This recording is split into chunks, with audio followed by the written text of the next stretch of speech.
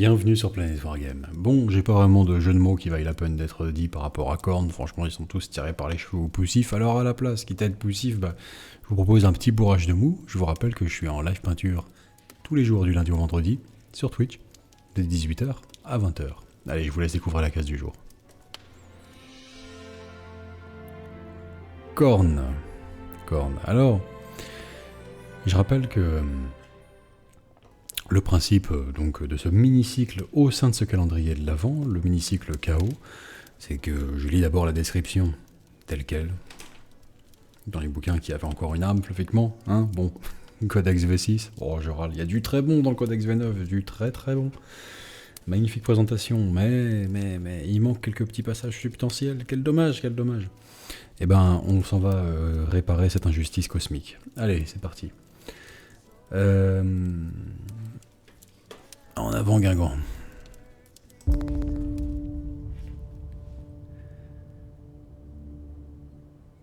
Korn est le dieu du sang, le seigneur de la guerre, le collecteur de crânes.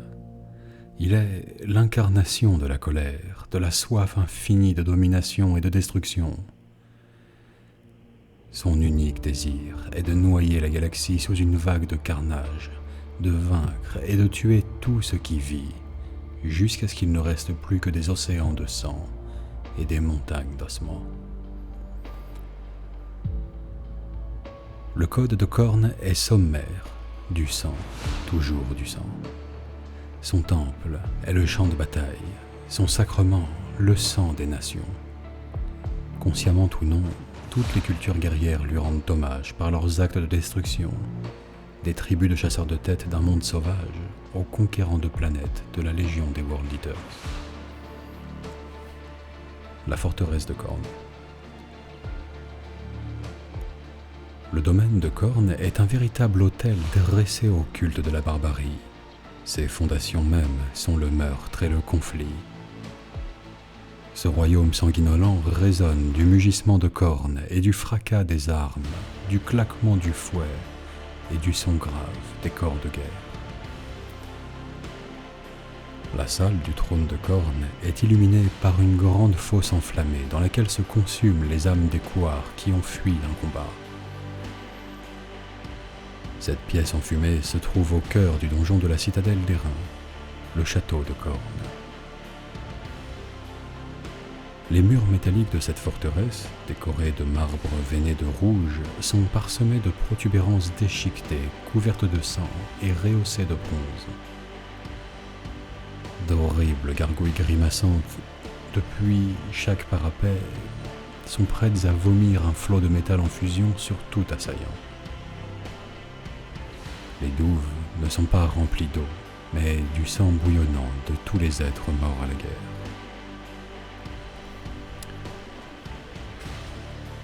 Au-delà s'étendent des lieux de terre craquelée, couvertes des os brisés des soldats morts au combat. Des meutes de chiens démons arpentent ces désolations, traquant les intrus sur les berges de mer de sang et dans les dédales d'ossements. Ces étendues arides sont fendues par une vaste crevasse, un gouffre sans fond, long de plusieurs kilomètres. On raconte que Korn fut jadis la proie d'une colère telle qu'il s'empara de son épée et en frappa le sol, l'ouvrant pour l'éternité. Il arrive que le gouffre du trépas déborde d'une vague de sang qui se répand sur les plaines alentours et balaye les piles d'os et les corps décapités en un tsunami croix-moisi. L'univers semble alors saigner de quelque hideuse blessure. Une chaîne de volcans titanesques, continuellement rougeoyants, enserre les domaines du dieu du sang. Au hurlement de rage de Korn, les volcans entrent en éruption et le sol tremble. Puis les hauteurs explosent en un même temps que la colère du dieu du sang. Elles répandent alors des rivières de lave aussi brûlantes que l'ire du dieu.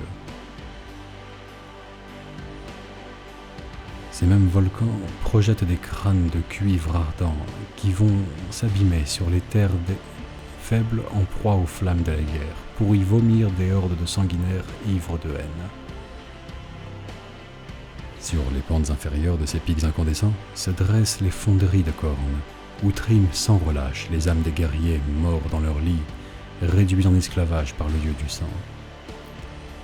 De hautes cheminées crachent d'âcres nuages de fumée, qui se mêlent aux nuées émises par les volcans pour recouvrir les cieux écarlates des déchets, de l'industrie et de la guerre. Ces édifices sinistres veillent à ce que leurs armureries de cornes soient toujours pleines, et leur travail constant arme de pied en cap les légions du dieu du sang. C'est aussi là que se trouvent les enclos des Juggernauts, dont les murs fissurés sont plus épais que des fortifications mortelles. Pareille clôture est nécessaire, car une barrière moindre ne saurait contenir la fureur de ces monstres démoniaques. Ces créatures s'affrontent sans cesse, se chargent et s'éventrent afin de prouver leur supériorité. Les légendes parlent de démons et de champions mortels que Khorne a amenés en son royaume et qui ont bravé la colère des Juggernauts pour se procurer une monture. Les restes méconnaissables de ces guerriers sont étalés sur les murs, car seuls les plus intrépides et les plus féroces sont sortis des grandes portes noires sur le dos de l'une de ces bêtes meurtrières. Des bastions et des donjons ponctuent les pentes extérieures des volcans. Sculptés dans un granit noir, ces défenses s'élèvent sur plusieurs kilomètres dans le ciel et forment un rempart contre les sots qui voudraient assaillir les domaines du dieu du sang. De grands canyons infernaux y attendent les ordres de Khorne pour cracher les feux de la guerre sur les royaumes des autres dieux. De puissantes forteresses gardent les remparts de bronze de l'enceinte fatale, garnies par les légions barbares de Khorne. Au moindre grognement du dieu, ses armées se déversent dans les domaines de ses rivaux pour y apporter batailles et carnages. Sous les rugissements de Khorne, ces soldats sont plongés dans une frénésie sanguinaire qui les pousse à se jeter les uns sur les autres afin de répandre le sang si les ennemis viennent à manquer. Pour Khorne, seule importe la guerre. Carnage éternel, destruction irraisonnée.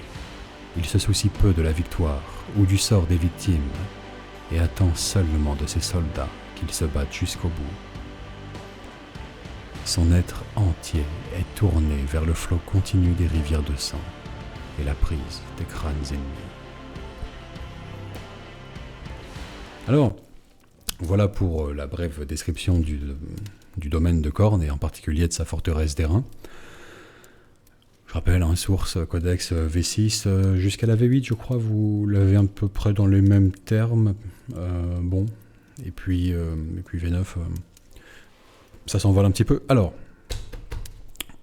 on revient pour la partie la plus intéressante. Déjà, petites infos complémentaires par rapport à ça. Autre morceau de l'or qui vaut de l'or. Khorne entretient continuellement en son royaume le cycle de naissance et de mort de toute une oie orque qui, du temps où ils étaient encore des orques mortels, à proprement parler, était une oie dirigée par un big boss qui se surnommait lui-même tueur de démons et dont la voie était inarrêtable jusqu'à ce qu'elle rencontre finalement son destin fatal sur un monde démon. Bon, néanmoins, le combat fut, dit-on, si impressionnant que Khorne ne se lasse pas de le voir reprendre place tous les jours, de réassister à cette guerre sans fin, en ayant immortalisé en quelque sorte les orques ayant pris part à cette voie, qui maintenant font partie de son domaine, et chaque jour, de plus d'orques naissent pour rejoindre le combat contre les démons de Khorne. De nouvelles spores fertilisent le sol et ces orques naissent à nouveau pour alimenter toujours, sans cesse, cette guerre éternelle. Voilà. Bon, petit morceau de lore complémentaire qui n'est pas inintéressant parce qu'il met en avant la nature de Khorne, en particulier dans l'aspect qui passe le plus souvent un petit peu sous les radars. pour ce dieu au demeurant, qui est sans doute le plus simple et brutal, des dieux du chaos. On voit qu'il a moins de facettes que les autres, mais il en a quand même une intéressante, un petit peu cachée, c'est que c'est le dieu aussi de l'honneur martial, de la bravoure. Et en ceci, c'est vrai qu'il a cette particularité de se moquer à peu près du résultat des batailles, de se moquer même de ses propres plans, son propre schéma divin, du moment qu'il y a une bonne baston, il en a eu pour son argent. Voilà. Bon, donc, ça peut mener à des choses intéressantes, on va voir ça tout de suite, en termes de règles à adapter pour ces campagnes, en termes de thèmes de bataille, narrative ou de choses comme ça. Niveau modélisme, ça va aller très vite. Il n'y a pas grand-chose à tirer, franchement, comme matière de tout ça, comparé aux autres dieux précédents dans notre calendrier, Slanesh et Tzeentch, en ceci que, oui, bon bah, champ de bataille magmatique, on n'a pas franchement besoin de trop se gratter le cerveau ou de particulièrement pousser les joueurs pour qu'ils le fassent, puisqu'ils le font déjà de base. Il y en a énormément, des tables avec ce côté un petit peu volcanique, etc. Alors bien sûr, il y a d'autres choses qui peuvent être imaginées par rapport à Khorne, mais je pense que c'est le mieux servi, question décor, de tous les dieux, à peu près par la communauté. Pourquoi ? Sans doute parce que c'est le plus simple, en vérité, à représenter de manière quand même esthétiquement plaisante. Voilà, même les tables Realm of Battle, enfin les tables Games Workshop de base, peuvent facilement être adaptées dès lors qu'on ajoute un petit peu d'effet de sang sur les crânes enfouis qui apparaissent un petit peu sous la surface. Dès lors qu'on ajoute ce genre de truc, ça suffit en fait. Donc table volcanique, etc.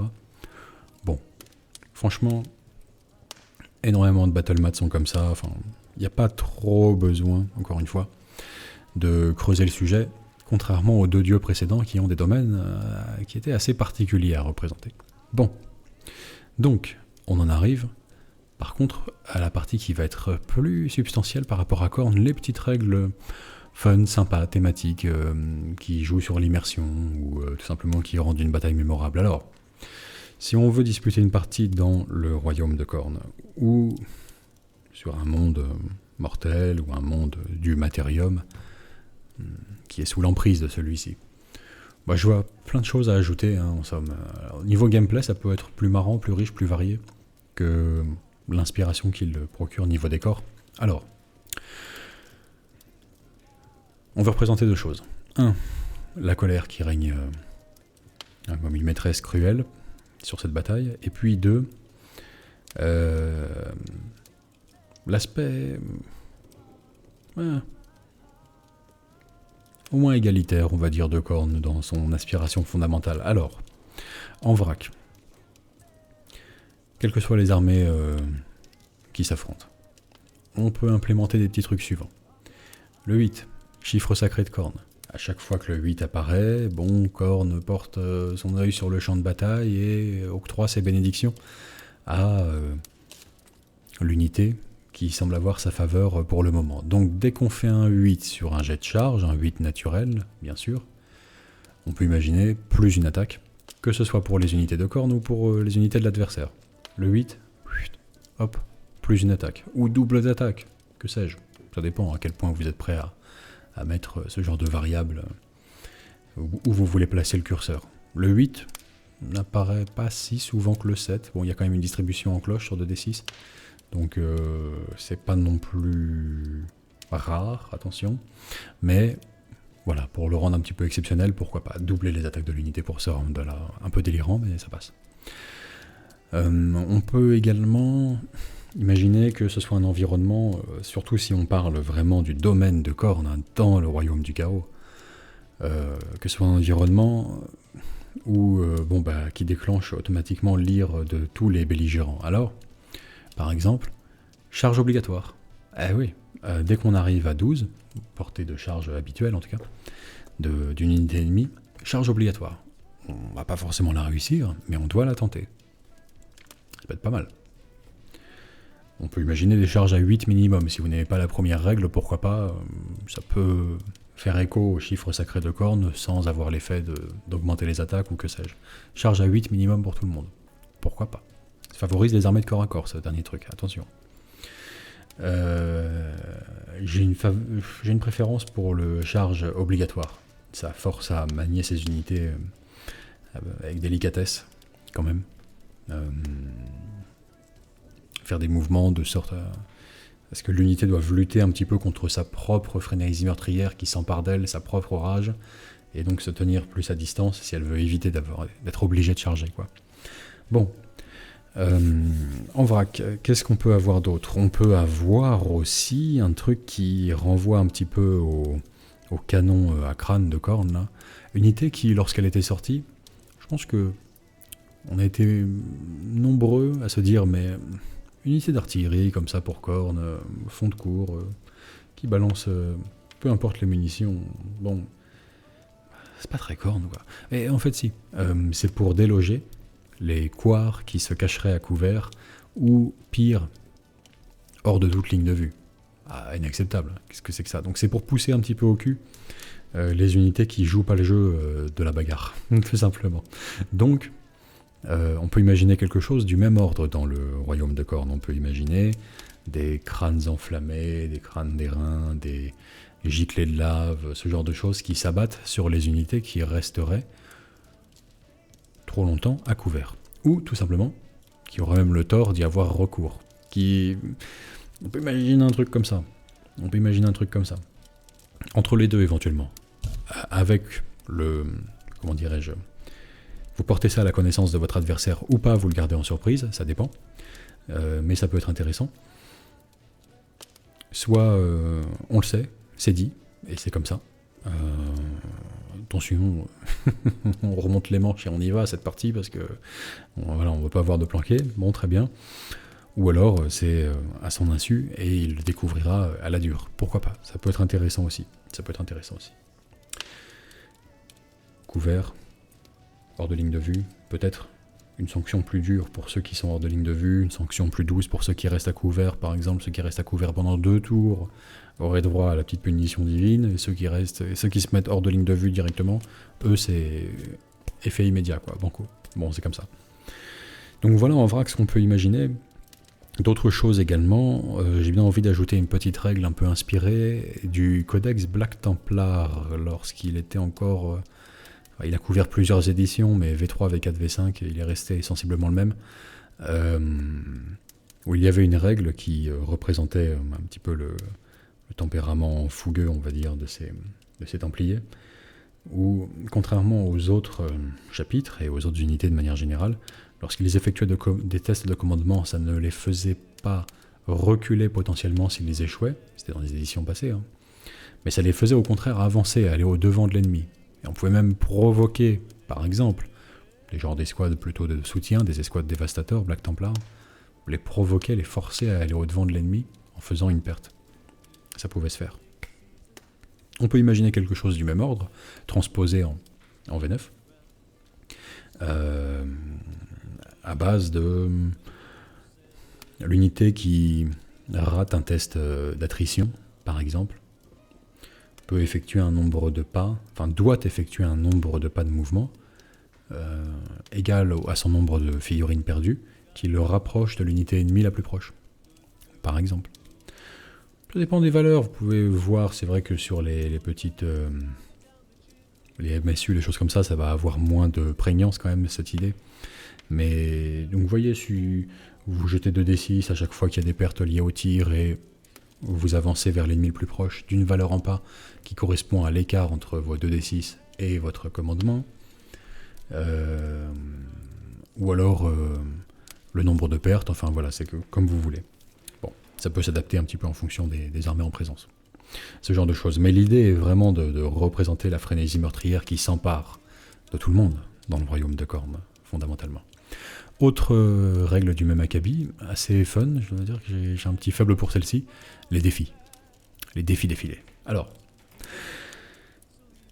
avant la bataille, on peut adresser un défi. Le joueur de Khorne ou l'autre. Le joueur de Khorne, normalement, s'en privera pas. Bon. Et l'idée est la suivante, on adresse un défi avec un de ses champions, que l'on nomme, que l'on montre. L'adversaire a la possibilité de refuser. S'il refuse, alors il se soustrait un petit peu à l'impératif d'honneur martial. Bon, L'armée entière aura -1 en commandement, par exemple. Malus, qui d'habitude joue pas beaucoup, ça devient substantiel face aux démons de Khorne en V9, parce qu'il y a d'autres... tous les démons infligent plus ou moins des malus au commandement. Il peut y avoir des effets cumulatifs assez redoutables potentiellement. Donc ça lui donne du poids, ça devient intéressant. Si on refuse le défi, je sais pas, toute l'armée a -1 en commandement. Ah ouais, bon, le chef s'est un petit peu débiné sur ce coup-là. Pourquoi pas? Si on l'accepte, alors il y a un accord tacite entre les deux armées, mais non négociable néanmoins. Aucune unité autre que les 2 figurines choisies dans chacune des armées qui se livrent un défi, aucune autre que ces 2-là ne peut tirer ou affecter d'une quelconque manière ces unités-là. En tout cas, leur tirer dessus, les charger, etc. Non. On ne charge pas le chef d'en face, on ne lui tire pas dessus, non. Rien de tout ça. Seules ces 2 unités-là peuvent s'affronter. Et puis prévoyez un bonus, évidemment, de circonstances pour le vainqueur du duel. Mais ça peut être intéressant. Ça peut être intéressant. Ça peut donner lieu à des choses singulières. De toute façon, les bastons de QG, c'est 50% du fun de Warhammer. Ce truc-là tout seul, c'est 50% du fun de Warhammer. Là, on a un prétexte en or pour la justifier, même la rendre quasiment impérative. On est dans le royaume de Khorne. C'est le permaclage des gitans là-dedans. Bon, on veut qu'à un moment donné, ça y aille. Voilà. La règle de défi, moi ça me plaît bien, j'aime bien. Et puis, bon, on peut imaginer encore, vous voyez, moult choses dans cet esprit-là, je vous laisse faire vos suggestions, vos idées, partagez tout ça avec nous, voilà, ça manquera pas sans doute d'intéresser ceux qui voudraient faire une petite campagne, un petit scénario narratif, un truc de cette acabit, dans le royaume de Khorne ou sur un monde qui est sous l'emprise du dieu du sang. Voilà. Et ben sur ce, c'est tout. On est bon là. On est pas mal. Un volcan au milieu de la table. Jeter 2d6 à chaque round et sur un 8, il explose, il envoie la sauce. Il est en colère. Et il y a un effet encore plus qui enrage les unités alentours aussi. Pourquoi pas. Enfin, tout ça passe bien. Voilà. Un petit mode berserk. Tiens, allez, on a le droit. Un petit mode berserk au tir comme au corps à corps. On peut se mettre en mode berserk. Qu'est-ce que ça veut dire? Ça veut dire que quand on le déclenche, quelle que soit l'unité avec laquelle on le déclenche, tous les 6 naturels font une touche supplémentaire avec toutes les armes. Tous les résultats de 1 sont résolus contre soi-même. En fait, ça donne un petit peu une sorte de surchauffe plasma à toutes les armes, y compris les armes de corps à corps. Enfin, c'est l'idée de se jeter à corps perdu dans la mêlée. Ou d'envoyer le potage au pruneau jusqu'à... vraiment, sans vraiment le bon sens de la mesure, quoi. D'y aller à fond. Et voilà, de sorte que ça rend l'unité sur laquelle on le déclenche plus létale, mais elle va aussi elle-même subir des pertes, sans doute, ou des blessures liées à ça. Vous voyez, ça vient tout seul, finalement. Et c'est le moins inspirant des dieux, mais... à titre personnel, je trouve. Mais c'est celui pour lequel les idées viennent le plus facilement, affluent le plus facilement. Et finalement, c'est du fun en barre, Khorne. Donc, excellent. Bon, allez, bonne peinture, bon jeu, et à la prochaine pour une nouvelle case du calendrier de l'Avent. Et j'en profite pour rappeler que pour ce Noël, je me sens d'humeur généreuse et j'octroierai par tirage au sort à l'un de nos soutiens qui nous rejoindra avant le 24 décembre toute la suite des Minetti. Eh oui. Donc voilà. Tipeee, Subtwitch, commande MyHobbyPlace, ça passe.